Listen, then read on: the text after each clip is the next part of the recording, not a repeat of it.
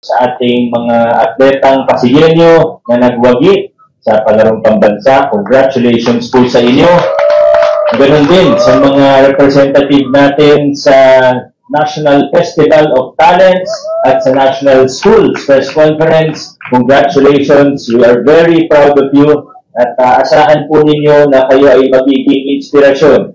Siyempre may incentives din kayo, no? Huwag natin kalimutan yun. Pero bukod sa incentives, kayo po ay magiging inspirasyon sa inyong lokal na pamahalaan at sigurado po ako pati sa Schools Division Office natin para lalo pang paigtingin ang mga programa natin para sa sports at iba pa, no? Para sa development ng ating mga kabataan. Siyempre, pinaka-importante, hindi ko makalimutan kasi dito si Congressman Roman, pinaka-importante pa rin sa School Division Office natin, yung ginagawa po natin ngayon na sa reading camp, diba? Yun naman ang pinaka-importante sa lahat.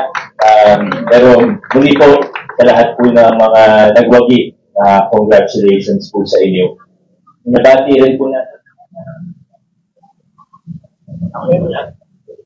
Si Sir Jello, binabati rin po natin ulit. Congratulations, Sir Jello, sa iyong achievement.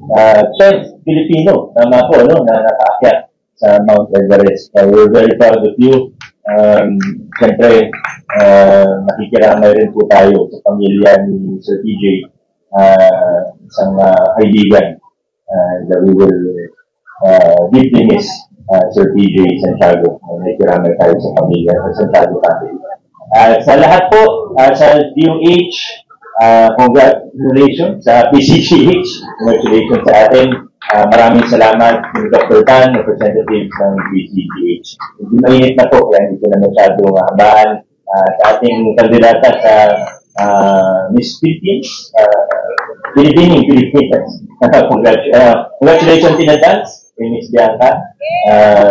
Good luck po sa iyo. At muli po, sa lahat, siguro next week na lang, yung ibang announcements natin.